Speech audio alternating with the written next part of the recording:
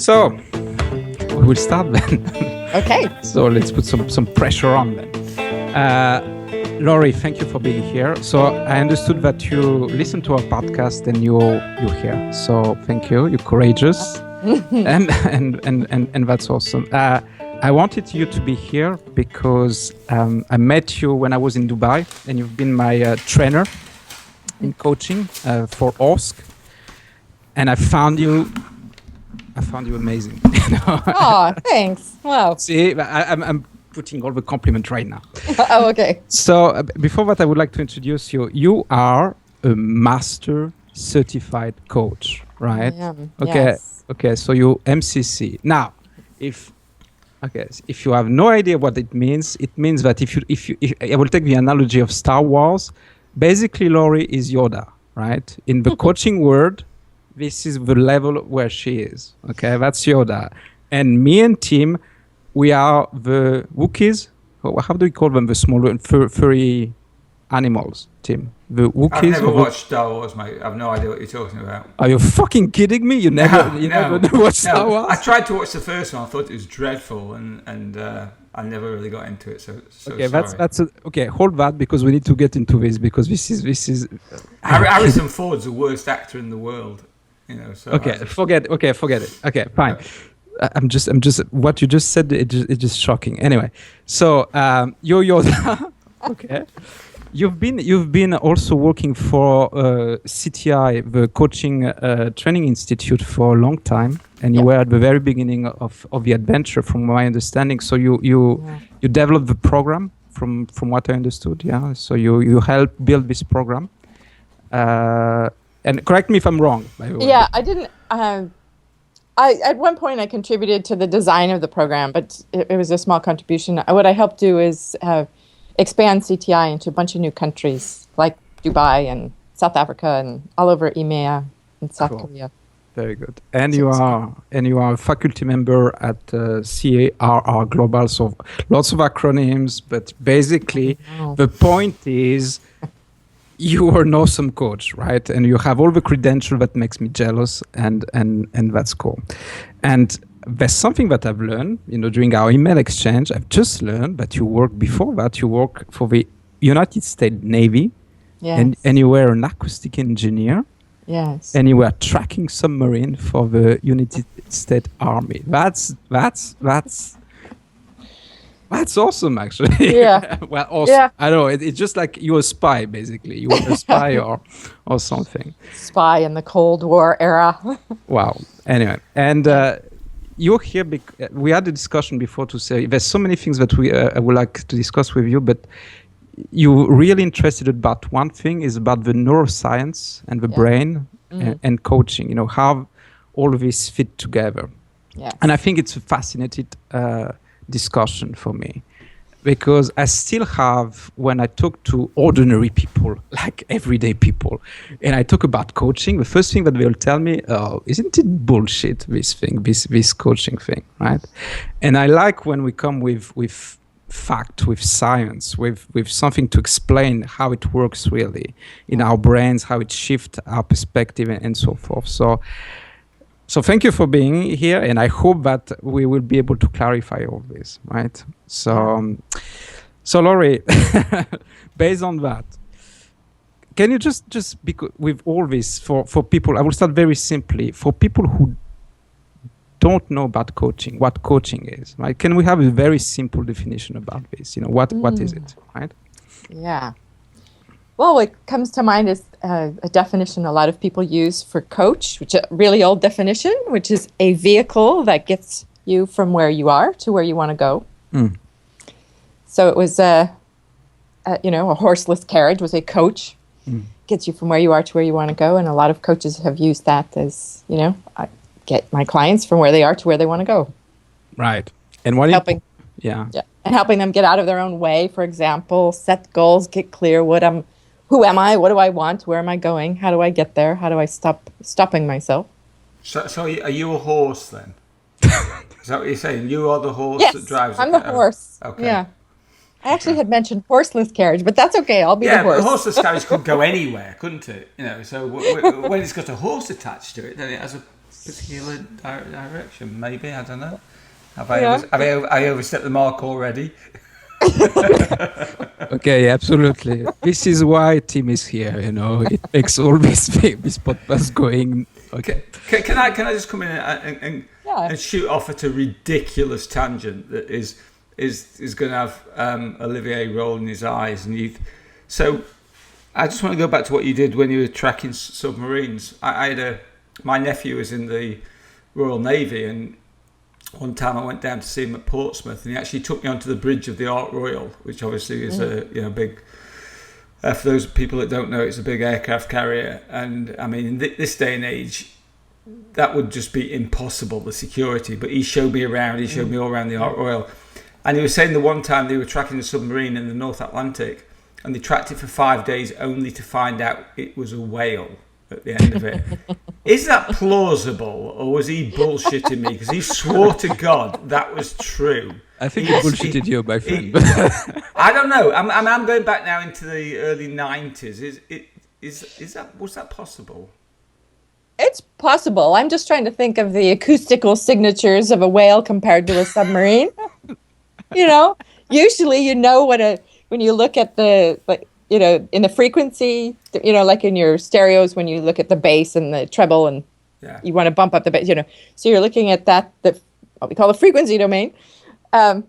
There's usually a signature that a ship has or a submarine has, and they know, okay, I can see this, and these frequencies are going. I know it's that kind of submarine or that kind of something. And so, are you just saying that the Royal Navy are shit, basically? No, I'm tracking submarine. Well, it sounds to me like they were.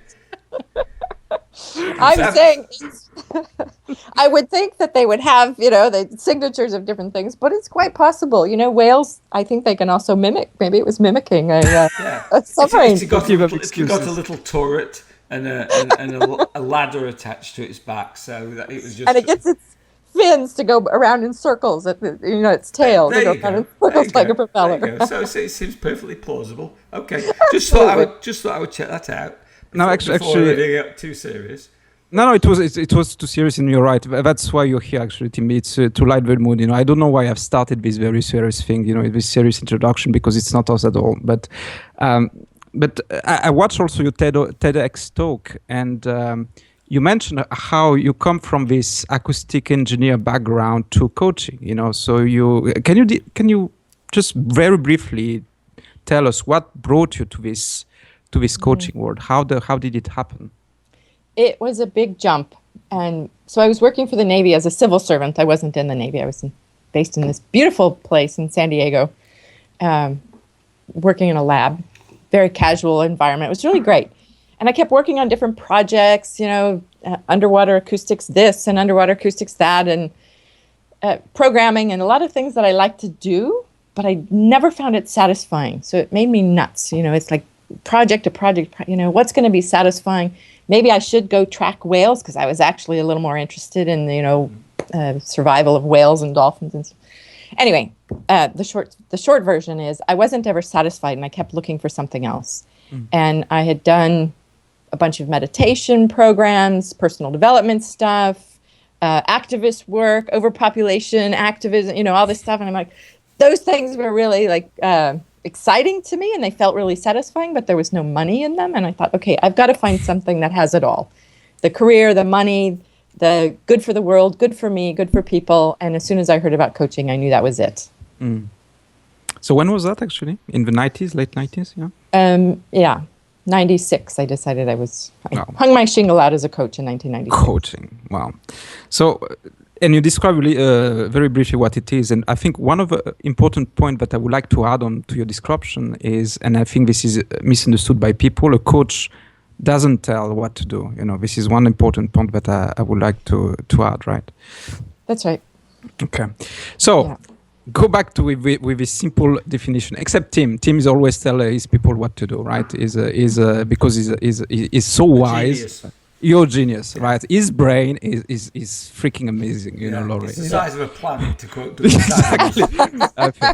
So actually linking back to the brain, what are this evidence-based or this neuroscience, of coaching? Do we have this, like now the proof or the evidence that, what we are doing right now, but we feel that it's working and it's working with our clients, it's backed up by what we see in the brain happening. Do we have this now?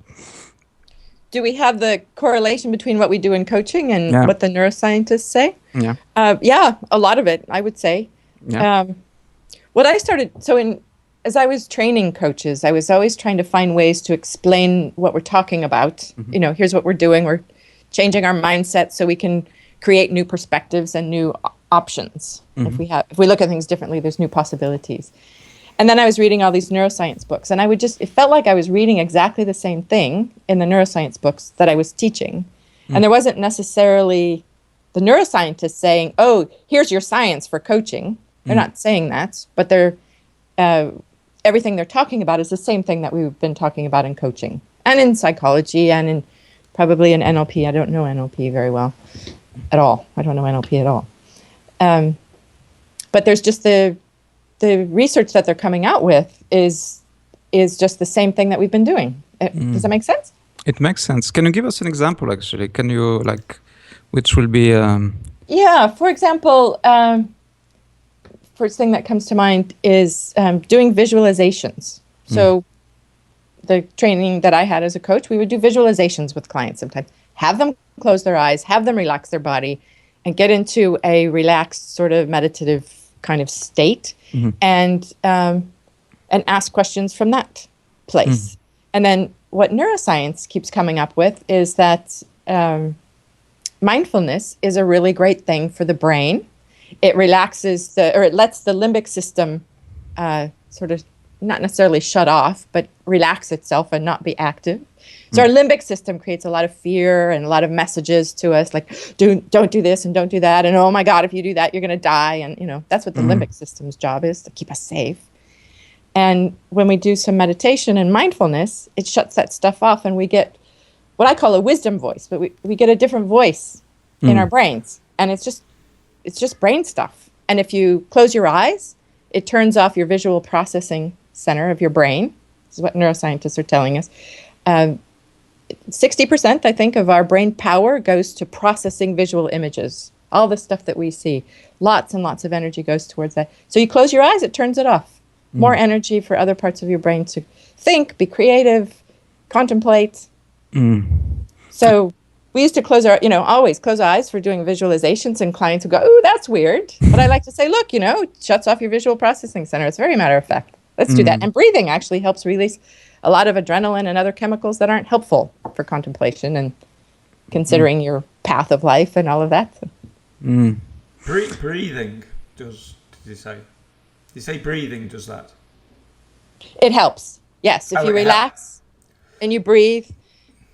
So if you get yourself agitated and lots of adrenaline and cortisol and maybe even dopamine, lots of stuff that gets you, really excited, your brain will be operating in one mode, and you'll have answers. Like if you just get yourself agitated and you ask yourself, what do you want? You'll have one answer. But if you relax and breathe and let those chemicals wash out, they just release themselves. And you ask yourself again, what do you want? You get different answers. And actually, it's part of a course that you have online. I think it was Coaching Goes Corporate or something like that. Coaches Going Corporate. I'm plugging you right now. It's free. Yeah, thank you. Yeah, Coaches Going Corporate. It's awesome, right? So I've taken these online courses, and you explained about the role of this prefrontal cortex that we are using, on the brain, and maybe you can expand on that. That is our solution-based. We always solve problem solving comes from this, right? From this prefrontal cortex. Yeah. And I think what you describe is when we close our eyes, we are expanding kind of. I'm simplifying very much right now, but we have access to more resources. Is it what you're saying? Those are words I would use. Yeah, we have access to more resources. Close your eyes, relax, and get into a different state of mind. You can have access to creativity. Which is a push on that. A couple of things. First of all, the limbic system, it's obviously the amygdala that is the fight or flight part of the limbic system, because the limbic system is just emotions. But the second thing is, if you close your eyes, you can access. A lot of people get anxious and more at night when their eyes are closed. Their anxiety sort of builds when they're asleep. So how would you explain that? Well, when we sleep, the prefrontal cortex actually is resting. Mm-hmm. If you wake up in the middle of the night, what you can be pretty sure of is that your limbic system is the one that's active and your prefrontal cortex is asleep. Mm-hmm. So you wake up, whether your eyes are open or closed, your limbic system is worried about something. It's always on the search for, it's what's not just happening. the limbic system, though, is it? Because the limbic system covers a whole different, we're talking about the amygdala. It's the amygdala that is part of the limbic system, because the limbic system covers all emotions. Yes.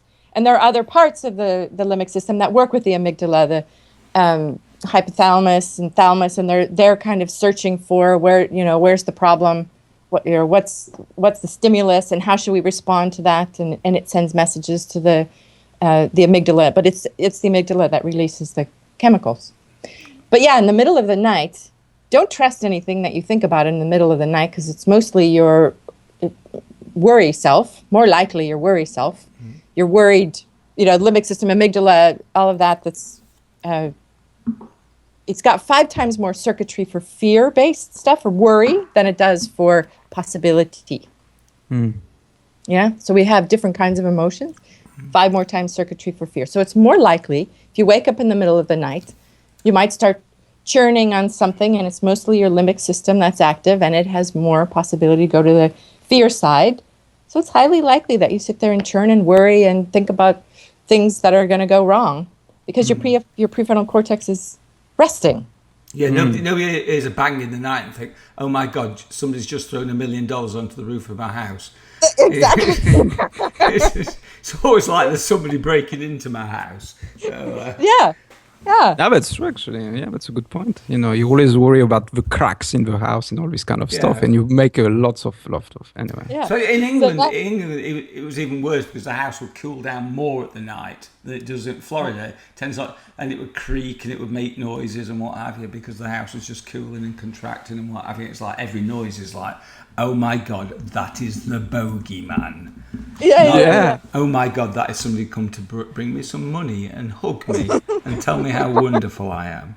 So, yeah. Well, actually, Louis C.K. has a story like this. When he spent a night in his friend's house, he heard this noise coming, and for him, he was sure that it was a witch.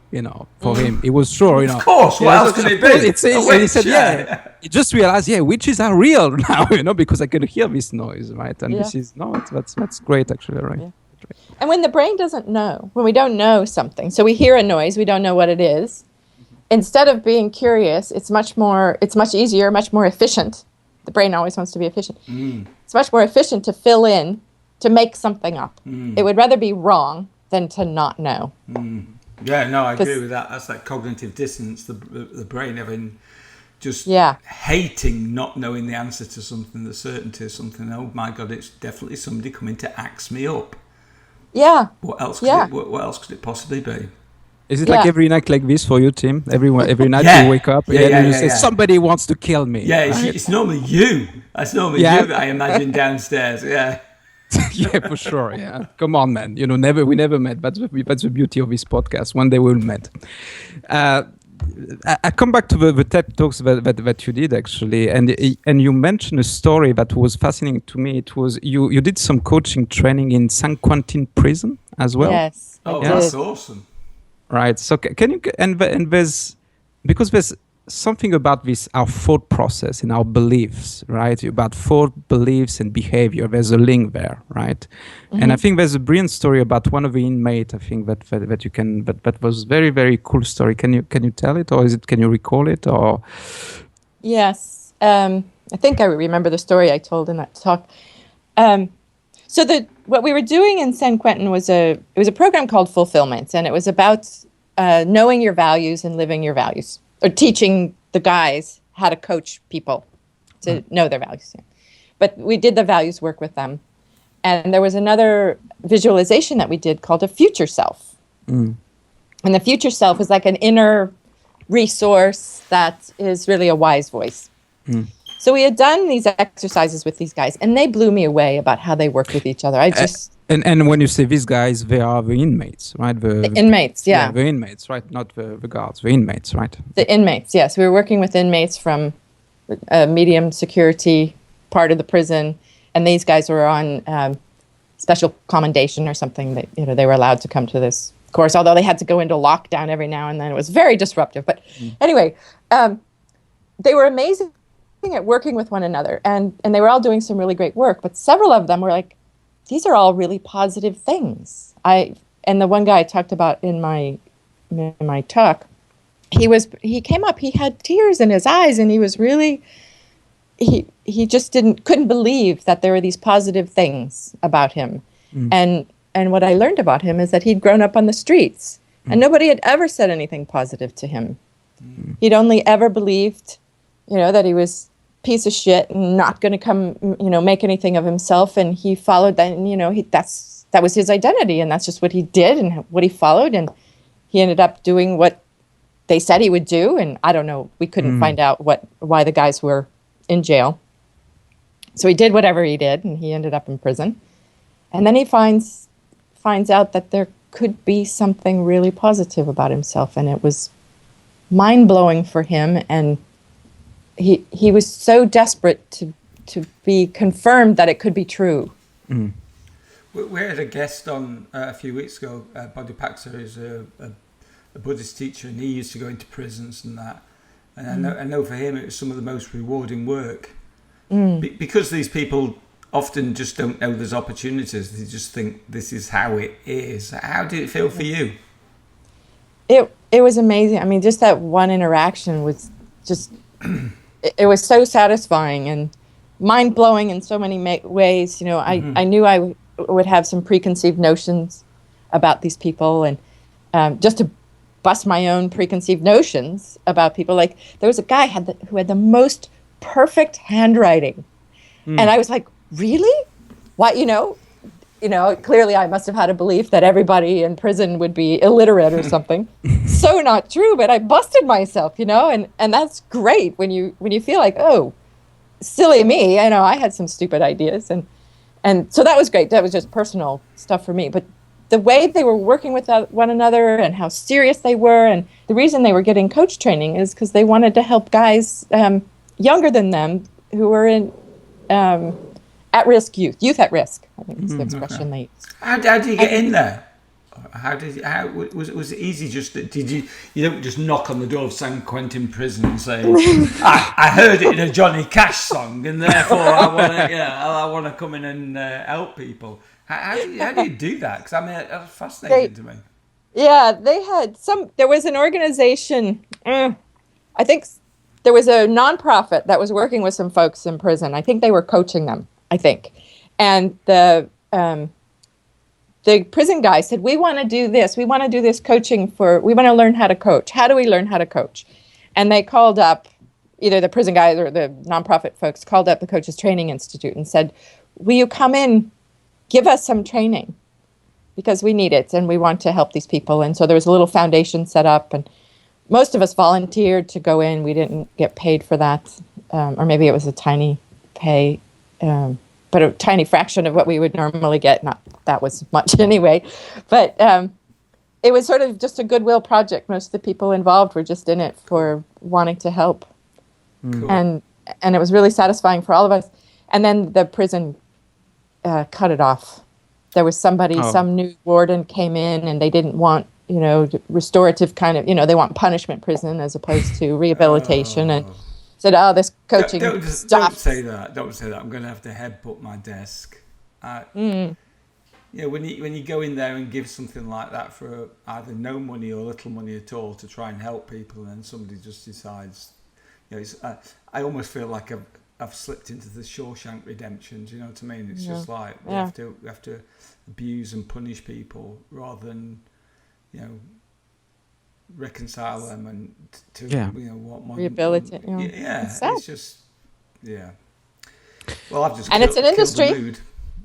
I know it is. Yeah, I mean, there's more people in prison in America than any other country on earth, which per capita is ridiculous.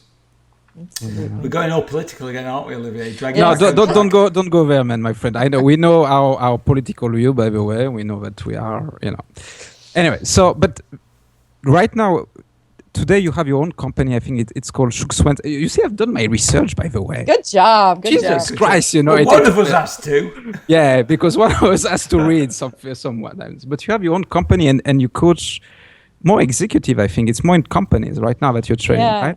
Yeah, the company is Schuxwent. We are we're still a relatively new business and building business, but we're really looking at larger projects of changing cultures. So we base everything on neuroscience and do leadership development and team coaching. We both have had my partner, Frode Svensson, who happens to be my husband. We have both had a lot of experience in leadership training. Me, mostly coach training for leaders, and he's done more corporate leadership programs. Okay. But both of us had the experience that people learn something in a program, a leadership skill, a coaching skill, whatever, and they go back to their workplace and it doesn't stick. Yeah. They start doing something different and their teams go, oh my God, he's been on a course, well, let's just wait 3 weeks, they'll get over it. And they do, because they don't have the opportunity, they don't have the skills to do the implementation, which is completely different than the skills they learn in their leadership or coaching program. Yeah. To implement it is a different thing. And so it really is a systemic issue. And so we want to bring okay, great. Leader, you learned some stuff. Great. Let's get your team together. How is that going to be implemented in the team? Because it's a whole system that gets involved. I would like to have your opinion on something, actually, because one of my passion is what's happening right now in companies, right? And you have the whole fashion way that we manage company, which is management by objectives, top-down approach, processes, Lean Six Sigma, very...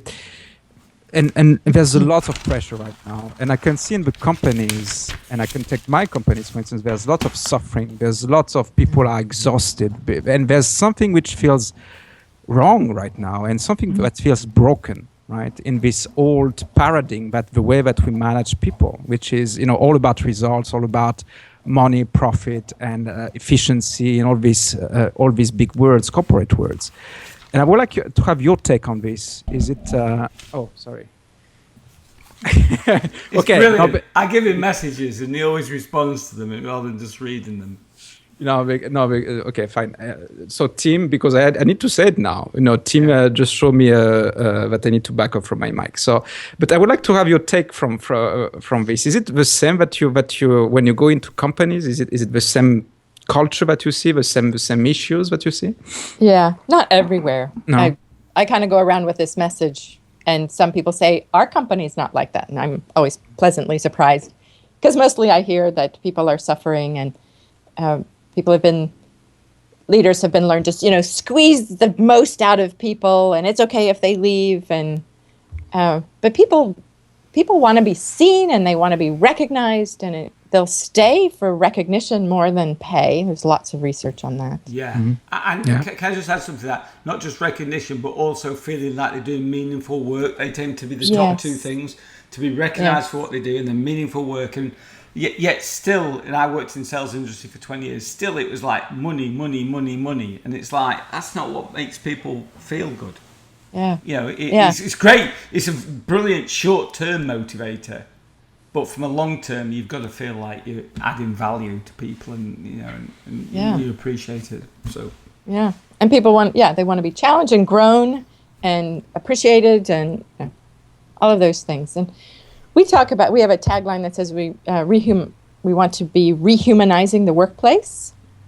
Oh, does it work with this tagline that we have clients? It scares people. Yeah, that's scary actually. Yeah. Because it will take a lot of work to really readjust the leadership. It's got to start at the top, how the top leaders treat the next level, and so on. It's got to start there, and not everybody wants to change how they're doing things. And do you get there? Do you get to the top people to say, this is I hate to use the word trickle down because it's like trickle down economics, which obviously doesn't work.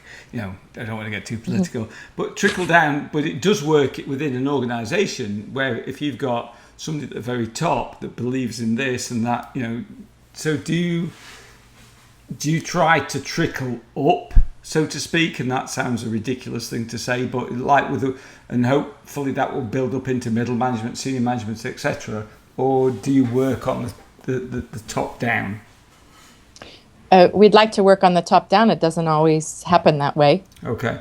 So wherever we can start, just say, you know, if you're at the top of your pyramid, you know, whatever, like a department or something, and you're working from there down, just know that you have to be sort of a bridge between you and what's above. Does that make sense? Yeah, of course it does. You know? Yeah. And people will point and say, but the leaders aren't doing this stuff. And it's really, and they sometimes don't want to do it because they don't see it modeled enough. But is it changing right now? Is it with your leadership courses? Do you see like this change coming in and more, you know, like you said, it's a brilliant tagline that you have, right? And I really strongly believe in that. You know, when you invest in people, when you put the people first, you will get what you want. You will get the result that you want, right? But do you think that this message is starting to infuse? I think it's starting to happen. Yeah. I've just, every place I've been, people talk about it.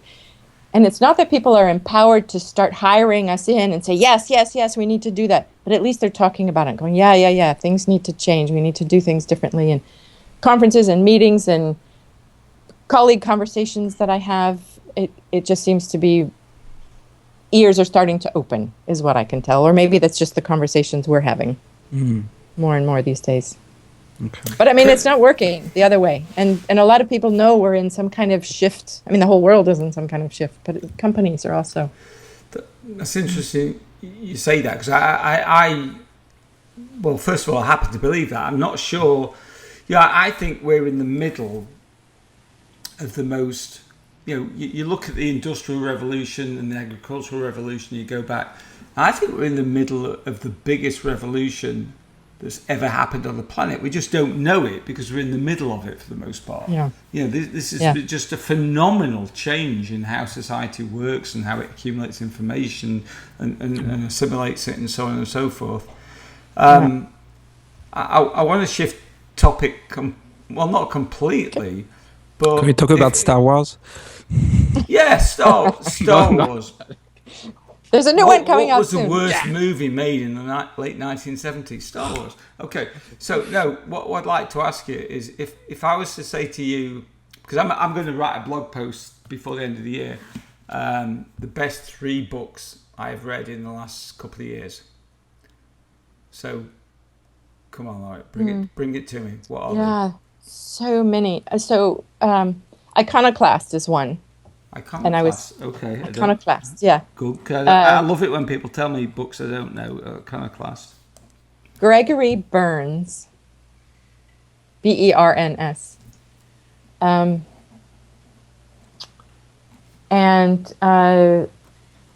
Flourish, I think, was a good one. It's so tough to pick the top 3, man. Oh, well, just name a load. You know, Martin Seligman. Oh, of course. Yeah. Yeah, okay. Flourish. And what's another one? There've been so many great. Have you read any... No, Sapiens. That's one of my definitely top 3. Read any Kelly McGonigal? I've seen her TED Talk, and I've seen her speak at a conference, but I haven't read any of her stuff. Loved her talks. I think her 2 books, The Willpower Instinct and The Upside of Stress, are probably the 2 best books I've read in the last 2 years, and I've read a lot. And you know, but anything by Seligman, I mean, the guy's a genius. You know, so yeah. Okay, sorry, Olivia. Can we go to Star Wars now? Yeah, go to Star Wars. So no, we won't go to Star Wars. But what is important now? You know, what are you concentrating on, Laurie? What is it? Your business? Is it the training? You know, what's occupying your mind at the moment? Really marketing. I mean, I get caught up because I have these other programs that I do that I love, like the Coaches Going Corporate and another program called Alchemy, which is about co-facilitation and training. I like to do a lot of neuroscience and training. But really the main focus is business building. And it's tough. We're new and we have to build that funnel and meet lots of people, and it's great and it's hard and I hate it and I love it. And you hate it and you love it. That's exactly my take on marketing. I mean, I've just brought a partner in who's a UX expert. For anybody listening, UX is just user experience, so people land on your website that convert. And I always thought I would do everything on my own, and I brought him in, and it's just been. In fact, we've just met for the last 2 days. He flew out from San Antonio to meet me. I've known him for about 8 years, and it was just fantastic because it's marketing is a game. It's just like this.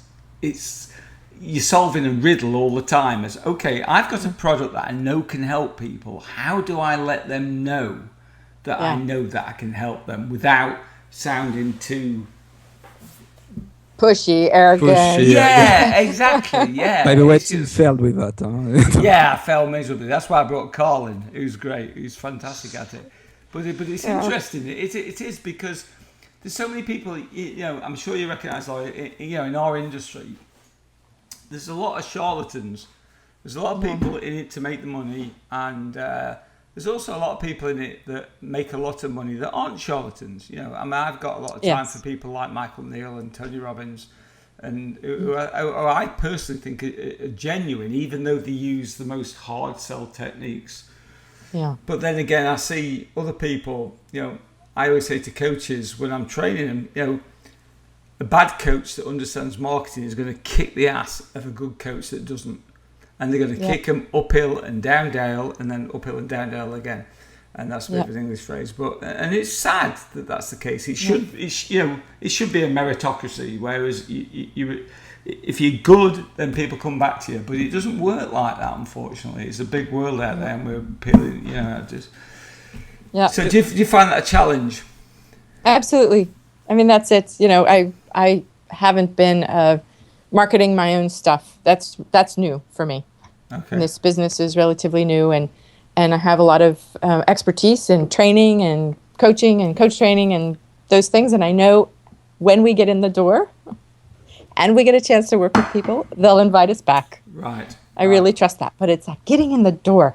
Yeah. And it's that sometimes do you feel like, to me, it's like, I don't want to appear arrogant that I know what I'm talking about, but by the same token, I have to explain to people that I know what I'm talking about. And it's that kind of like fine line between, being pushy and people not understanding the message that you're trying to deliver, if that makes sense. So. And they've heard it before, or think they've heard it before. Or... Exactly. Yeah.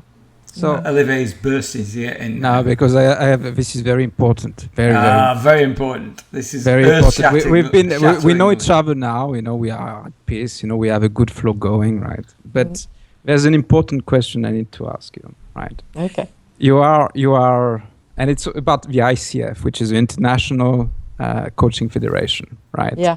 Mm-hmm. So you are one of the. At the highest, so your master certified coach, which is the highest rank that you can have in the ICF, accreditation, right? And you have somebody who, like Tim, right? Sorry to point out to Tim, who is not ICF, right?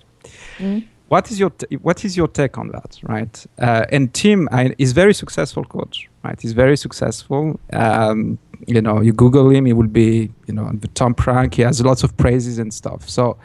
What is your take on these people without this stamp, if you want, right? Yeah. I have lots of opinions on it. I mean, in one way, it's like it's not a government-regulated career. Do you wish it was? No, I don't. And in the early days of when I was learning about ICF and just starting to train coaches and being part of the Coaches Training Institute, who was influencing ICF, there was a bit of a relationship struggle at first, but anyway, Oh, you have to tell us that now.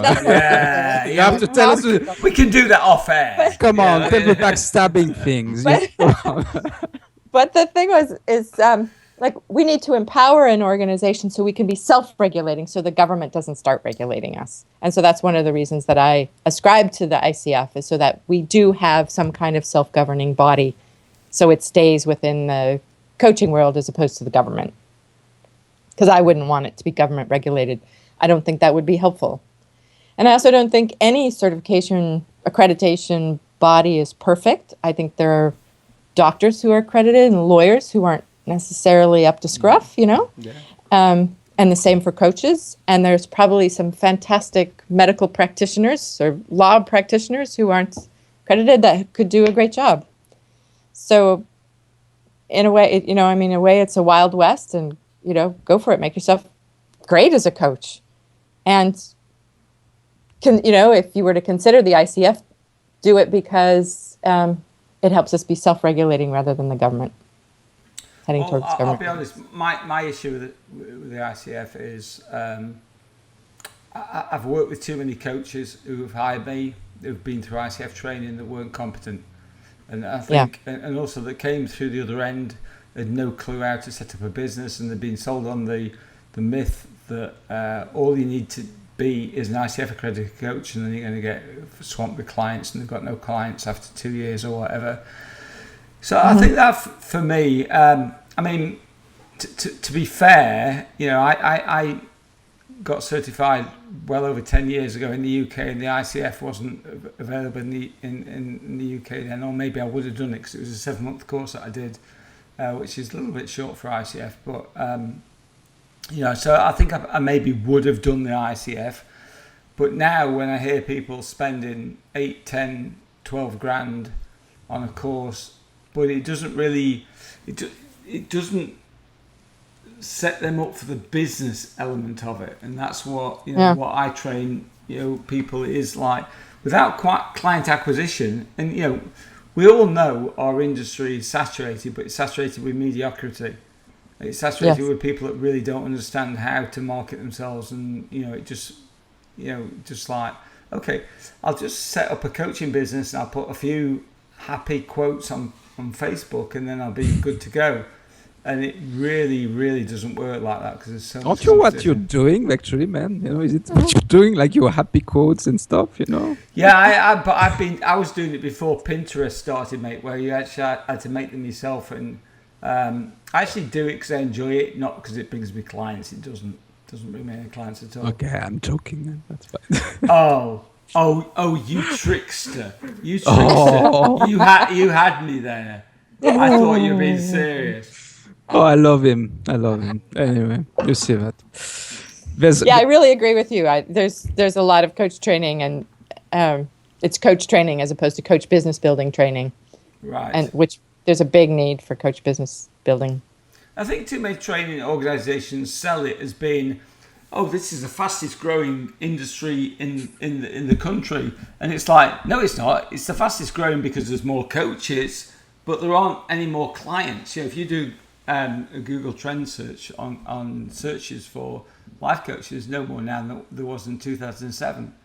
And I think that's skewed somewhat because of local searches and things.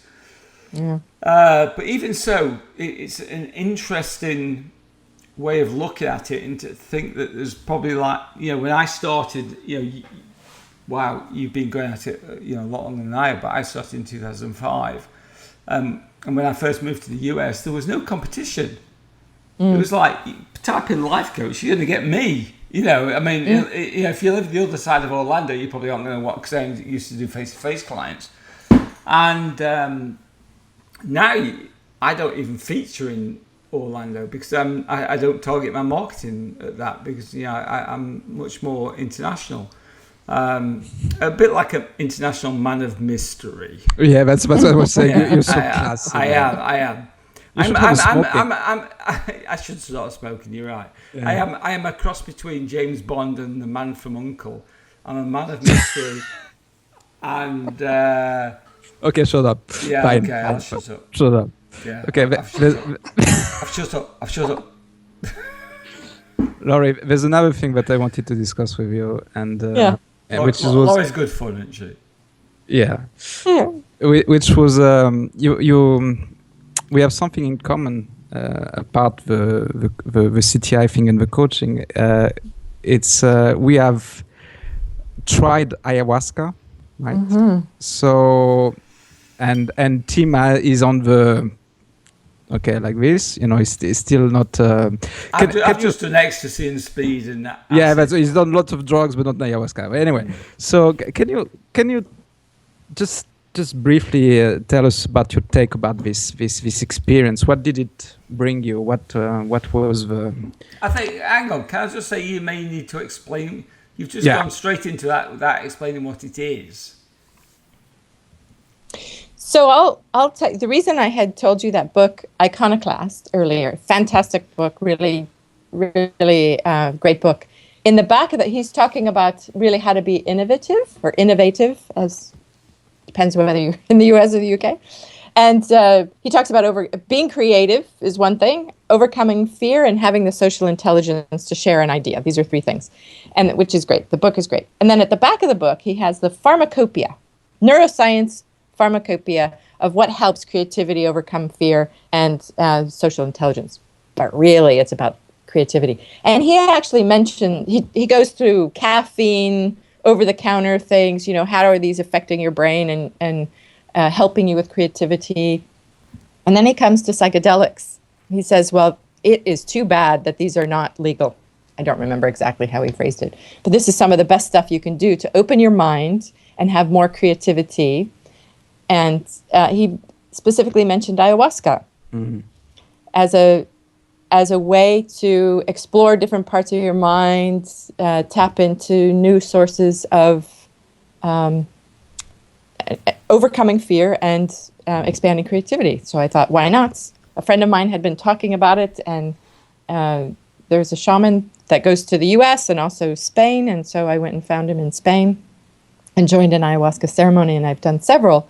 And I would say, for me, well, the first thing, my first weekend, 2 ceremonies, was a huge lesson in how much fear I was running around with. Now, I'd been coaching that was in 2011, so I'd been coaching for 15 years, and I did a lot of work with people and on myself about noticing what fear messages I was telling myself and overcoming all that kind of stuff. But that weekend was like rocket ship version of that. And I found after the weekend, I was just reflecting. Obama was new in office, and I was thinking, I really want to say to him, hey man, really stand in the power. You be the leader that you are. Come on. And then I asked myself, well, why don't I just write that letter? Why don't I just write that? I could get him that message if I wanted to. I take a page out in the New York Times or something. If I really wanted to, I could get him that message. And then immediately there was this huge voice that came in and said, yeah, but then everyone else would see it, and who would they think you are, and blah, blah, blah, all this stuff. And it was fascinating. I had never had that big of a conversation with myself and noticed what massive fears I had. And then it was immediately after, it was the day after that weekend. So I know I'm certain it was related. But it was just a revealer of my fear messages, desires, other ceremonies that I did. I found other healing messages, helping me overcome my fear of what people are going to say about me, owning what I know. And it was out of that I created some of these programs that I do. Because before I was like, well, what would people think, and who's going to want that, And I just got over all that stuff. Sounds like acid to me. Well, it is the psychedelic. It is very similar. Okay. So yeah, ayahuasca. You were asking actually to explain. So ayahuasca is a shamanic. Sorry, I didn't explain it, did I? I was just talking about the experience. Sorry. It's a shamanic, beverage that you drink. It's a mixture of 2 plants. It's acid. For fuck's sake. It's DMT, dimethyltryptamine. This is what it is, actually. So it may be a different molecule with acid, but that comes from this particular molecule DMT that. Which, by the way, you can have it the chemical by itself. You have Joe Rogan explain also is DMT trips, but I can relate very much from what you said. This is basically you jump into you have this conversation, with yourself, and you really explore your fears. You really have this, you see what you avoid. This is what I can, that's what happened to me. You always try to avoid, and so most of the time it doesn't look good to you. So Tim, you said it's acid. Is it exactly what happened to you when you took these things? Did you have exactly the same experience? No, I just pissed myself laughing a lot on acid. I only took acid 2 or 3 times. I took ecstasy probably, 30, 40 times, and so no, it's unfair of me to say, but acid is that thing where it just changes your perception of everything you look at, and I think that's what this is about. It's changing your perception. It's just like, well, this is what I used to believe, and this is like, wow, this is like an expanded consciousness, without wanting to sound completely pompous, which I can do if you want. I can sound pompous. Yeah, you can. Yeah, I can. And you've proven it several times already. Yeah, okay. Thank you very much. Yeah. Thank you very much. So it's kind of like just a different way of, an infinite way of looking at things, I would say.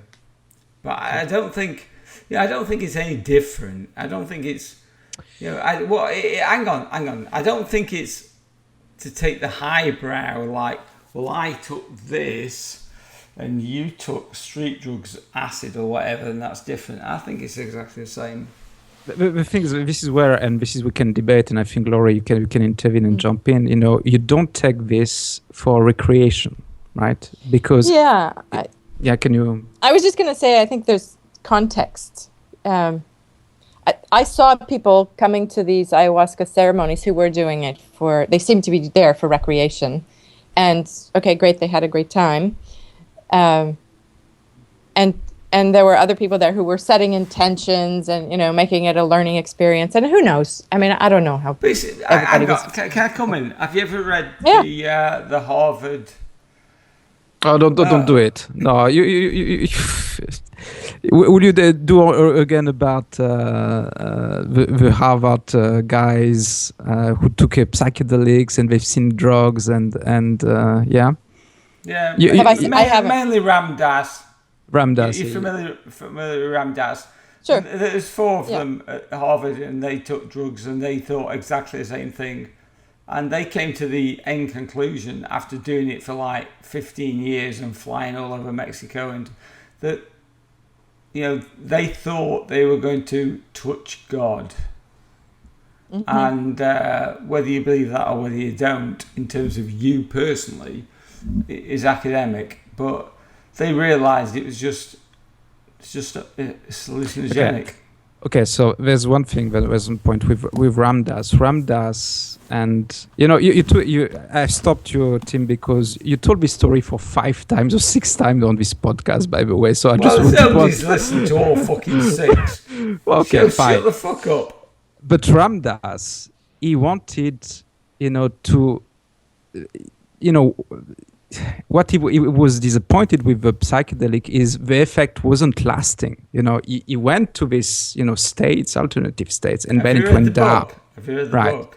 Right, no, I didn't read the book. No, you haven't. Obviously not. No, but I've just read what Ramdas is mentioning, and what Ramdas is saying, he is looking for something to sustain this effect, which is natural effect, right? This is what he was looking for. Maybe now. But go and read the book, because the book was written in the 60s. Well, about the 60s and 70s. And don't be like demeanor like we read the book. I really see what's happening right now. We have a nice relationship, Laurie. Yeah, we don't. We hate each other. We hate each other.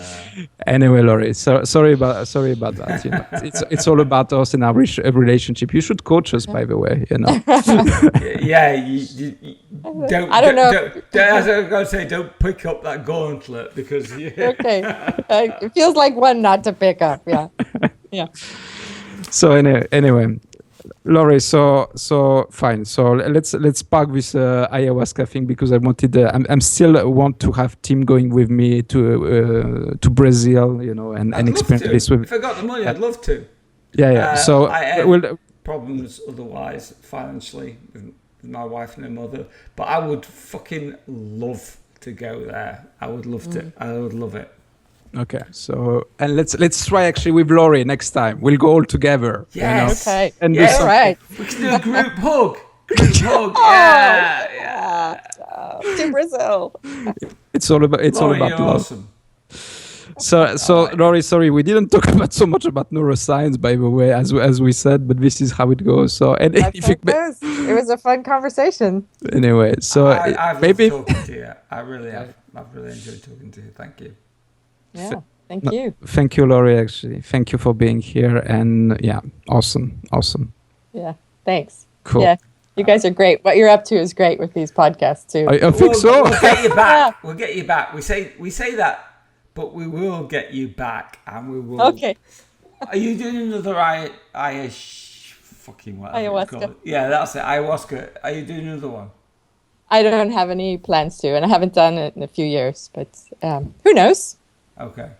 If you do, and you do it with that man, I want you back and I want to talk about it. Well, I want to listen to you two talk about it, which is unusual for me to listen to anybody, but there you go. I'm by the way, I'm going in 3 weeks' time now. I'm going back to Brazil. So Hope you have a great time. it will be a great time. Yeah. Anyway. Laurie, awesome. Thank you for this. Thank you very much, welcome. Laurie. Thank you. Yeah. It was fun to talk to you. Yeah, it was really fun. Thanks, guys. Okay, let's stop and save, Laurie. Thank you. Stop. Woohoo! Oh, did you save it? No, GarageBand is still